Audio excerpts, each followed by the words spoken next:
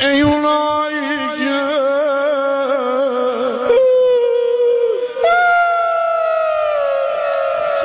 که زمرد میزنین به چوچرات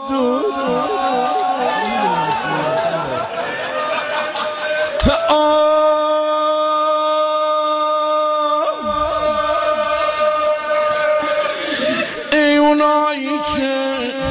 نیمه های شب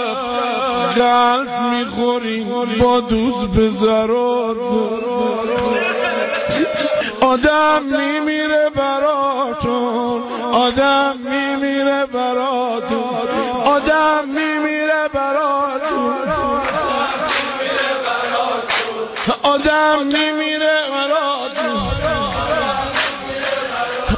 عاشق حسین بشه فداتون قربون بشم کزار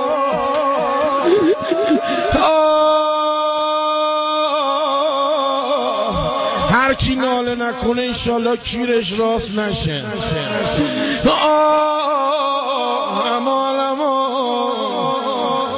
خدایا ما رو ببخش و بیا قرضمندان اضافه مریضان اسلام پیاده به دکتر مفرست خدایا ما رو آمرزیدی از کرمت نیامرزیدی به کسکشی میافتی لا یستوون اینطوری نیست ما اهل خدا و دل و ایمانی ما را با یه مش کسکش یهودی یکی کنیم معاذالله